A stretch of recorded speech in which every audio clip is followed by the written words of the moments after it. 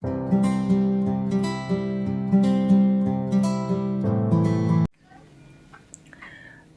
to AETCM, the emergency medicine channel. A 33-year-old male came to ER with complaints of difficulty in passing urine and stool since last 3 days and lower backache with shooting pain and numbness in bilateral lower limbs. For 3 days? It is already there, aggravated since 3 days. Okay. On initial 10-second assessment, airway is patent, patient is speaking in full sentence, breathing-wise saturation is 100 with the respiratory rate of 18 per minute, circulation-wise BP 130 over 80 and heart rate of 98 per minute, disability-wise GCS is E4, V5, M6, pupils equal and reactive to light, exposure-wise patient is afebrile. Coming to disability and deformity-wise? E4, V5, M6. Yeah, for this patient, you told the presenting complaint. No, patient is having urinary difficulty and constipation. What should you stress in disability? Weakness. Bilateral lower limb weakness or numbness. That is the only one thing you need to specify over there. If this patient had BP of 90-60 followed by heart rate of 50, less than 60, what will you suspect? Spinal shock. Neurogenic shock, not spinal shock. Neurogenic shock should be suspected. But history-wise, it's 3 days, so we don't have to suspect, and it's not a trauma case. Okay, then. We took a point of care CBC, CRP, and VBG. Total counts of 4.8, CRP 1, platelet of 234, and hemoglobin of 12. And a VBG showing no acid-base abnormality, potassium of 4.5. Why we are suspecting these things? Because patient constipation and retention. Constipation, so you want to know potassium level. And okay, ileus. Paralytic ileus, okay. So coming to sample history, a 33-year-old male came to ER with complaints of low backache since 2 months with shooting pain to both lower limbs, left more than right, which was gradually worsening. He was taking Ayurvedic treatment for the same, but since last 3 days, patient was having complaints of constipation and difficulty in passing urine. He was passing, but it was very less in amount and with very much effort. But since today morning, he had not passed urine, and that's why he came to the ER. There is no history of fever, any night sweats, no history of any steroid intake, any exposure to any HIV positive person, any unintended weight loss, no history of any increased pain at night, any trauma history, any worsening of pain while walking, and then no history of difficulty in getting up from sitting position. I understand why you told that negative history, but it should not be like no history of exposure to HIV patient. It should be like exposure, patient. No drug abuse. Okay, sorry. Like even if exposure is there, that exposure is not going to cause HIV, no? He's not allergic to any medications. He's not on any regular medications and no past medical history. Last meal consumed 3 hours back. Coming to examination, on general examination, there is no pyloric clubbing, cyanosis or edema. Coming to systemic examination, respiratory system was within normal limits. Cardiovascular system within normal limits, but abdominal examination, bladder was palpable, so we catheterized the patient at that point. After that, coming to nervous system examination, specifically focusing on examination pertaining to spine and lower limbs, since patient was having complaints of low backache associated with bilateral lower limb tingling numbness.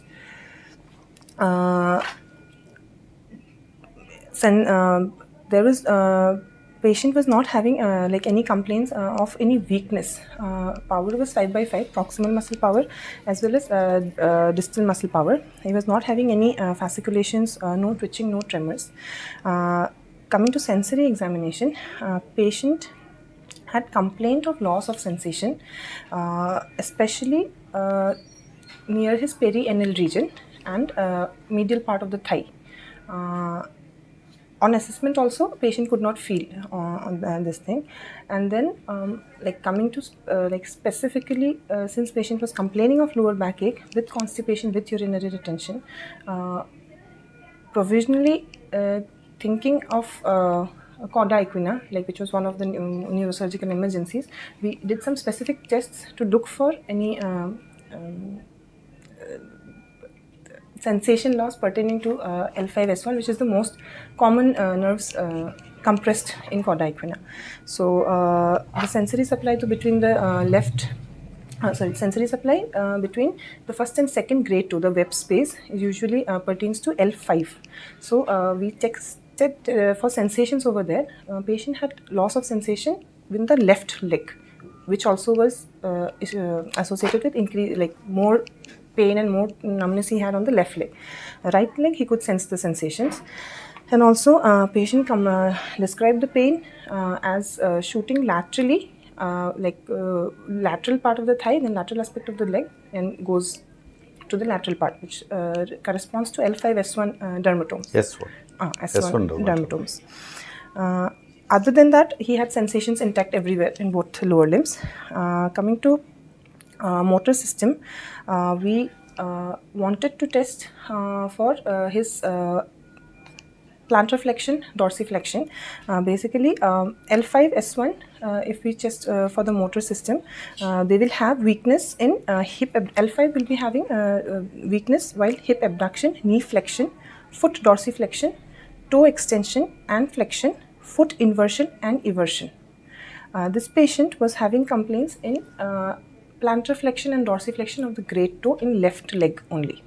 Other fingers he could do. So dorsiflexion is primal motor function of dorsiflexion of foot is? Dorsiflexion of foot is L? L5. L5. L5. And plantar flexion of the foot is? S1. S1. S1. S1. So S1. patient is having L5 S1, S1 motor deficit, and patient is having L5 sensory deficit. Does the patient have S1 sensory deficit? Posterior.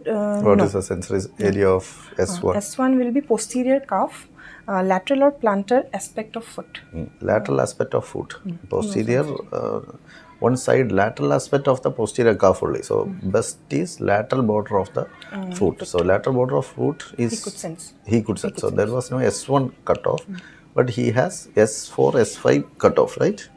Anal region he is having numbness, right? Numbness is there. So S4, S5 cutoff and inner aspect of thigh. So S3, L5, L5, L5. Yes, L5, So is L5 radiating into lat. L5, S1 is not affected. L5, Lateral calf. sensory, L5, S4, S5. Isn't it? Motor L5, S1. Okay. Both. So that corresponds to your area of disc impingement also. L3, what is the motor function of L3? Where will you assess L3? It will be hip flexion, Hip flexion. adduction, knee flexion. And L4? So knee extension. L4?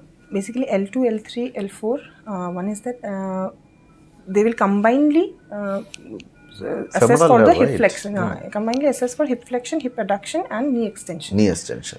Okay, so usually L3 is hip flexion, L4 is knee extension, L5 is dorsiflexion of angle, S1 is plantar flexion of angle. Now, what are the deep tendon reflexes you should look for? A deep tendon, we have to look for the ankle jerk. Okay, The ankle. plantar and the knee jerk. Knee jerk is L2, L3. L2, L3, and plantar Achilles deep tendon is S1. S1. So these are the deep tendon reflexes you need to look into. Fine. So finally, with these evaluation findings, what is your diagnosis? So provisional diagnosed to be Cauda equina because Cauda Equina syndrome. Cauda Equina syndrome. Okay. So what is Cauda Equina syndrome means? Cauda Equina syndrome basically any person having low backache with radiculopathy with urine and bowel involvement, like constipation as well as urinary incontinence or retention associated with saddle anesthesia. Yes. So where can be the area of nerve involvement? Most common area of nerve involvement is L5, S1, but lumbosacral. Which areas? Any area below L2? Below L2. Because Cauda Equina starts at lower border of L1 or L2, right? So it should be below L2. That is why we told L3, L4, L5, S1. So anything above that, it is spinal cord compression. This is spinal root compression. Okay. So that is Cauda Equina syndrome. Okay. As you told, neurosurgical emergency, patient may have to go for emergency decompression. Management we will come. So this is low back pain now. How do you approach a low back pain patient in ER? Low back pain, basically there could be multiple differential diagnoses for low back pain, sir.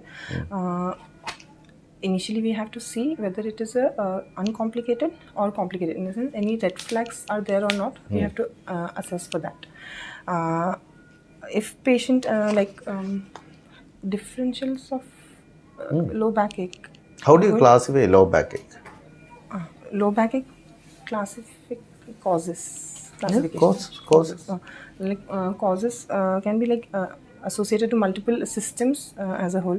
So coming to, if we are looking at the localized, like most common causes will be uncomplicated musculoskeletal pain. Then could be pain due to intervertebral disc herniation. Then could be due to any spinal stenosis, any spondylolisthesis, any fracture or osteoarthritis. Then it could be due to some infections like spondylitis, any abscess, any herpes zoster. Then it could be due to rheumatological causes. So this much what you are told is local causes, as you told. That can be clubbed together and called as mechanical. Okay, so most common, like more than 95% of all back pains is due to mechanical cause issues causing low back pain. Most commonest one in the mechanical causes is so it is either paraspinal muscle sprain or stress, spinal muscle stress or ligamental sprain. So what is stress? Lifting unaccustomed exercise. Yeah, so disruption of muscle fibers. So when you do unaccustomed work or do accustomed work also in a in which there is more strain to the muscles, that is lifting up objects without bending your knees, using your back to lift heavy objects or lifting objects in an angle or something, it causes tremendous strain on one side of the muscles or even both sides of the muscles, causing muscle fiber disruption. That is called as stress. Okay. Then you have ligaments. What are the most common ligaments in the spinal cord? Means not spinal cord, in the spine, that stabilizes spine. Anterior, posterior and ligament of lever, isn't it? So if one set of ligaments are stretched more than the other, it causes ligamental injury, which may not be complete ligament injury. These are very strong ligaments that we are talking about. There is no complete ligament injury like our ankles and all, but ligamental fibers can get stress or it can get partial tears or something. So when that happens, we call it as sprain. So these are the most common causes of low back pain is the muscular stretch or ligamental strain. Then followed by your other causes, that is disc herniation can be there, it can be facet joint spondylolisthesis can be there, it can be spinal canal narrowing of spinal canal either due to osteophyte formation can be there, or it can be due to the facet joint obstruction, or it can be due to ligaments getting very hypertrophied ligaments, isn't it? So in usually okay, then what are the other conditions? It can be due to rheumatological causes could be there. Rheumatological comes later. That is not mechanical causes. No, that is inflammatory causes, isn't it? Systemic inflammatory causes. So in mechanical, it can be osteoporosis. Osteoporosis induces chronic conditions. It can be due to Multiple myeloma. That is Osteoporosis, osteoarthritis. malignancies things. So osteoporosis can cause. What else can cause? Trauma can cause, isn't it? Trauma can cause. Fractures. What else can cause? It will be spinal, inside the spine it can be abscesses, infection, abscesses, it can be there. Epidural abscess, discitis, Yes, discitis, epidural abscesses. Then what else can cause? spondylitis, herpes, Spondylitis and herpes, herpes. Herpes can cause. So, herpes usually is not in mechanical. Herpes comes in the other part. That will come. So, other than herpes, other things what we told is mechanical causes of back pain. In mechanical causes of back pain, what is a classical finding that you will get? What will be the complaints patient will present you to? low back pain. Low back pain, obviously. With or without radiculopathy. Usually Now, with or without radiculopathy, what is the classical finding? Patient will always complain of pain on movements. Pain is always with the movements, and patient will always feel better on rest. That is a classical thing. Patient cannot have pain always. At rest also, rest pain patient cannot have. Patient cannot have variation of pain without aggravating factors. So, pain aggravated by movements and pain relieved with rest is a classical feature of a mechanical causes of spinal low back pain.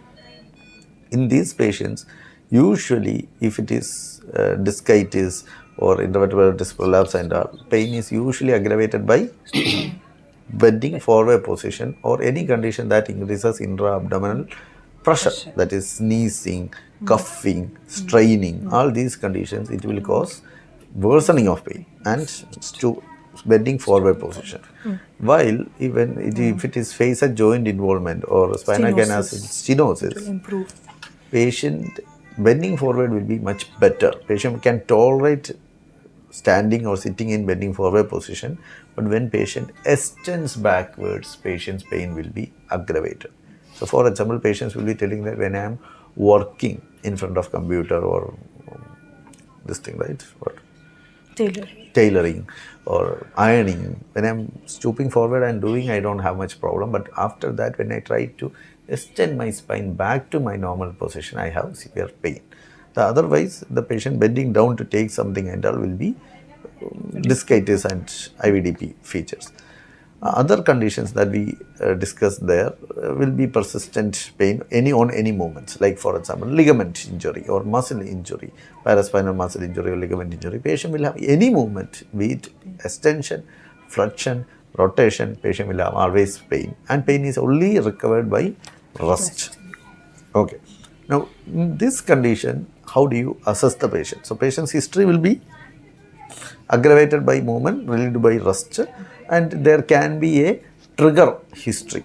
It will be acute history. If not acute history, chronic history with a trigger point will be there. So we are looking at a muscular injury or ligament injury. Patient will clearly say, 1 week back, 5 days back, I had a strenuous experience. Or else patient can also have chronic history like our discitis, spinal canal stenosis. This will be chronic history of back pain with acute episodes of exacerbation of back pain. History will be there. How do you assess these patients? Your first and foremost assessment should be neurological assessment, whether patient has radiculopathy or not. So a pain, low back pain radiating to one or either leg is the first and foremost thing that you should rule out. Because if it is there, we are looking at a radiculopathy. And if radiculopathy, you should suspect a spinal cord or spinal nerve root compression. It can be inside the canal or it can be extrinsic to the canal. Intrinsic to the canal is what our discitis and IVDP and all comes up, or it can be due to abscess formation and all, infections and all. And outside can be due to fascia joint inflammation, ligamental inflammation and all. But usually in mechanical conditions is when you get radiculopathy. And when you get radiculopathy, the most common nerve that involved is sciatica. So when you say sciatica, what is the type of pain? You get a sharp shooting pain down the posterior aspect of the leg. Coming to the anterior, behind the knee. So the pain should radiate at least below the knee joint. At least the pain should come, radicular pain should come below the knee joint. Any pain above where radiates down the thigh but ends above the knee joint cannot be called as a sciatica pain. So sciatica pain is a sharp pain. It can be also be burning type pain, it can be shooting type pain, but it should always go below the knee joint and is exacerbated by bending forward positions. So how do you, and patient can also have this sciatica pain can also be associated with whatever this patient was having. What? Sensory deficit, motor deficit and deep tendon reflex deficits. So according to the dermatome, you have to see where is the sensations that is affected and where under motor deficit is there. Since sciatica is usually happening below the L2 level, what you will get is a mixed picture of neurological deficit because it is all nerve root. If it was above L2, you will get spinal cord compression. So there will be a very clear spinal level. Here you may have, for this patient, he is having sensation cut off in L5, L5, S4, S5, right? His S1, 2, 3 is spared. While he is having motor deficit in L5, S1 levels. Other levels are spared. So similarly, varying neurologic deficits will be there and deep tendon reflexes should be checked. How do you assess sciatica? What are the tests done for sciatica? We have to do the straight leg raising test, sir. Yes, straight leg raising test. How do you do that? We ask the patient to lie supine and then we lift the leg. Ask the patient to let loose. Passive leg raising. Patient should not actively move. We have to raise the leg and see for any pain while lifting the leg. Patient is kept supine and leg is extended at the level of hip joint. So hip flexion is what we are doing with the extended knee. So knee should be extended, hip is getting flexed and patient should develop radicular pain at less than 60 degrees. Usually within 60 degree of extending the leg, patient should develop a radicular pain. Once patient develops radicular pain, what can you do to confirm it is sciatica pain? If it has to get better when the foot is put down. True. So there is a true sciatica and false sciatica. Like false sciatica is when you lift the affected leg, the patient saying that the affected leg is right, you lift the affected leg, patient has low back pain but there is not radiculopathy. That is false sciatica. Radiculopathy has to be there. If radiculopathy comes, how to confirm it is sciatica? One is do a dorsiflexion of foot. You do it once knee is extended and do a dorsiflexion of foot, pain should worsen. So you check, you do the leg raise at around like let's say 40 degree. You are getting a radiculopathy. Then you slowly bring down the leg and then patient should have a easing of pain. The pain should come down and once come down, you lift the leg again but not reaching 40 degree. Before 40 degree you stop and do a dorsiflexion of foot. Patient should get a radicular pain. That is one way to confirm it's sciatica. Now, you do SLR test. SLR test is negative. There is no radiculopathy. What does it mean? Nerve compression is not there. So, sciatica can be ruled out with SLR test. But sciatica, SLR test positive doesn't mean it's always sciatica. Okay, so to confirm sciatica, there is variation of SLR test. That is what you were earlier telling. Cross SLR. What is cross SLR? We have to extend the opposite leg into which he is complaining pain. But when we extend the same, like with hip flexion and knee extended, he will have pain on the opposite leg. Yes. So if patient is complaining that I have radicular pain on the right leg, do the SLR test on the left leg. And when you do the SLR test on left leg, patient will develop radicular pain on the right leg. That is crossed SLR. You do the asymptomatic leg and symptoms develop on the symptomatic, opposite side, symptomatic leg. That is crossed SLR. Then what is it there?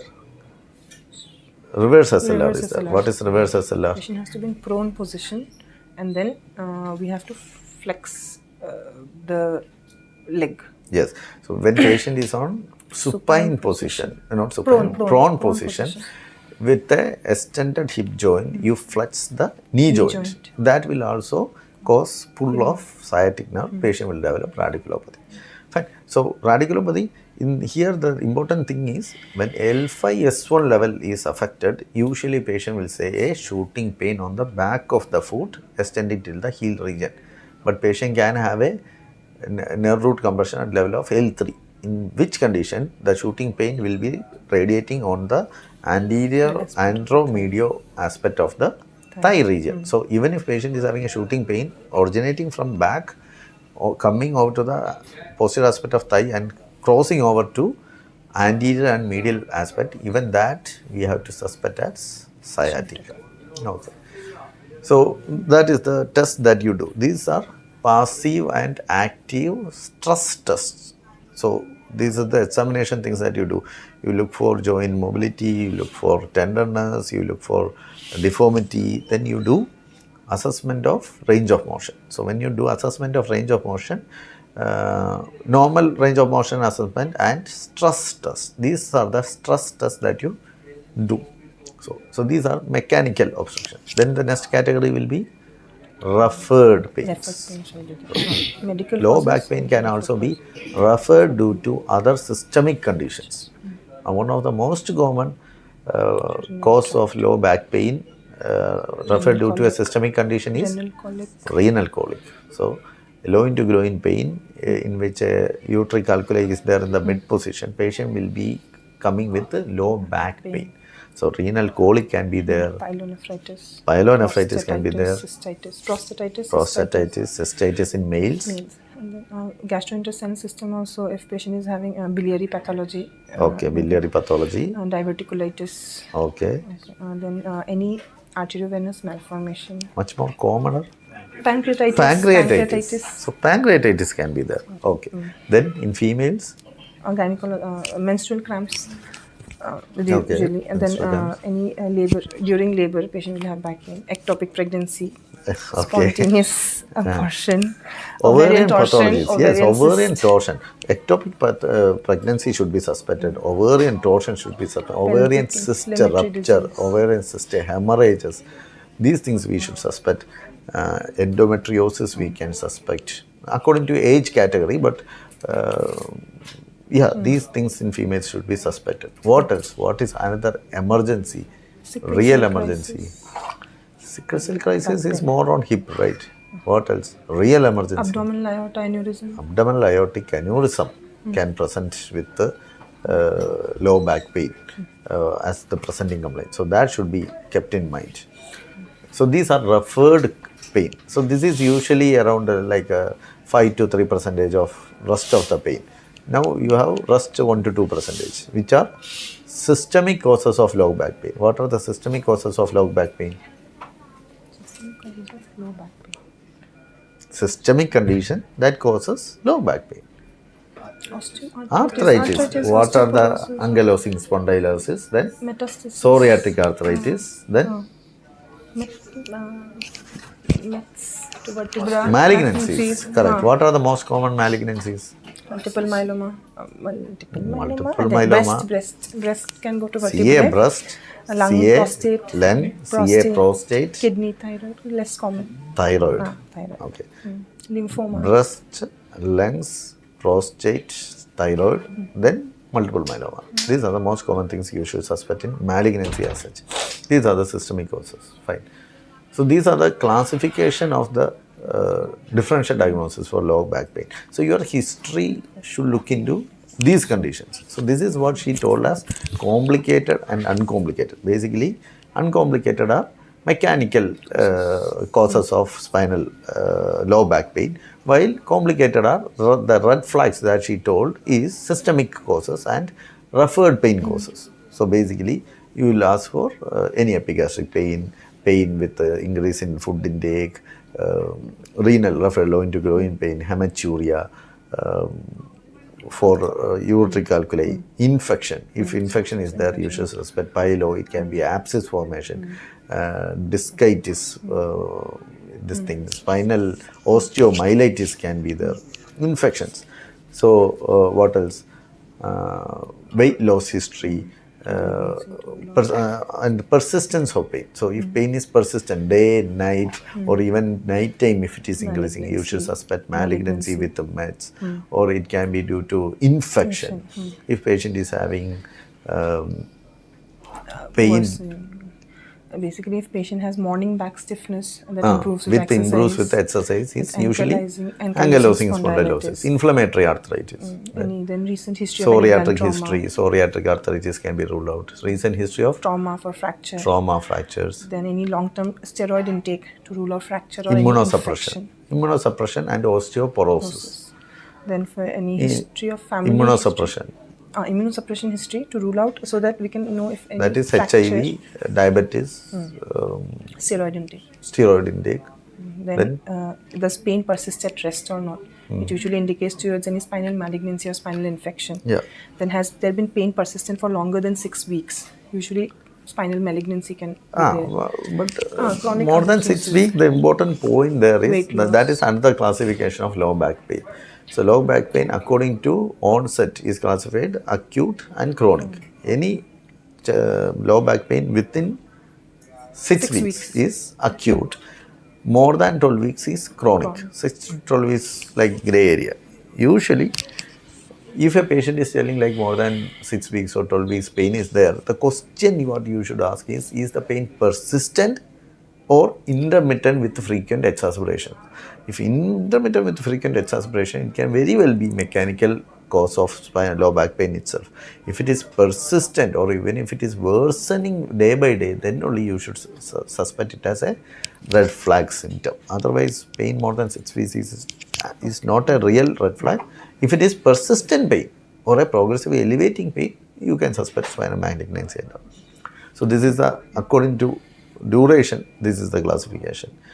Now, for all these things, your examination is first of all on inspection. You look for any spinal pathologies, for example, scoliosis, kyphosis, any visible spinal deformity. Then you palpate and see for spinal deformity, any spinal tenderness. Now, spinal tenderness is highly likely to be malignancy or infection. Similarly, when you palpate, not only the spine, you should palpate for sacroiliac junction also. It can be sacroiliitis. So, sacroiliac junction should be individually palpated. So, like the stress test we told for spinal area, that is SLR and all, there is stress test for sacroiliac junction also. But sacroiliac junction, at least tenderness should be checked into. Similarly, you should check for tenderness in the gluteal region as well as paraspinal regions, because paraspinal renal pyelonephritis, renal angle tenderness can be there. Psoas muscle abscess, paraspinal area tenderness can be there. Gluteal abscess, again referred pain, gluteal region tenderness can be there. So, palpation tenderness should be there. In palpation itself is what you do the stress tests, your SLR, reverse SLR, femoral stress test, all these things you are doing. Then, after this, you go for passive and active range of motion testing, then stress test. Okay. Once you are done, if this patient comes to you, when will you take imaging?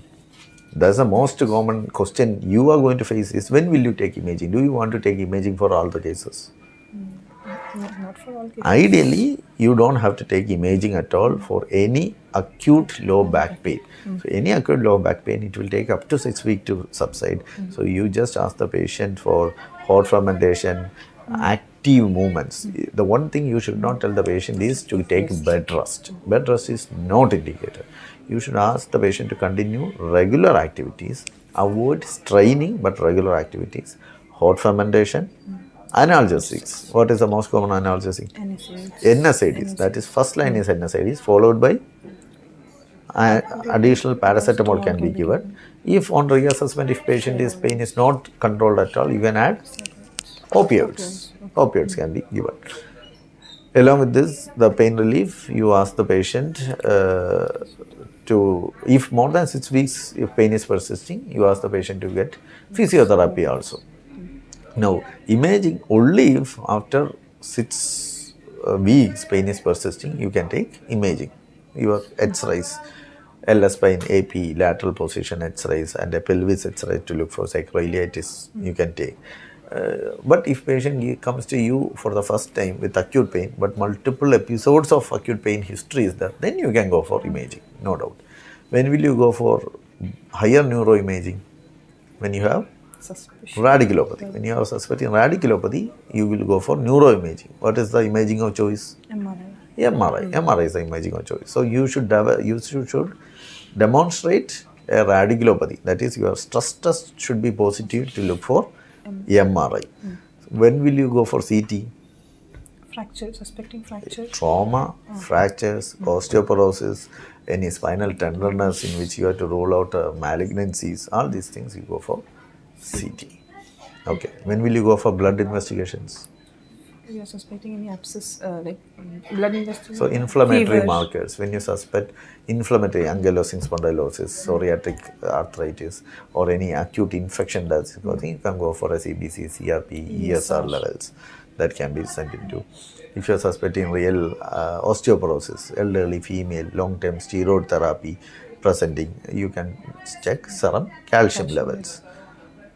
These are the blood investigations you do. Okay. How do you dispose the patient of? Like we told, all short, acute low back pain with short episodes is hot fermentation, pain relief medication, and continue regular activities without straining for 6 weeks. In 6 weeks, only patient education and consultation is again. If pain is very high, analgesics. After 6 weeks persisting, we can go for imaging. Okay.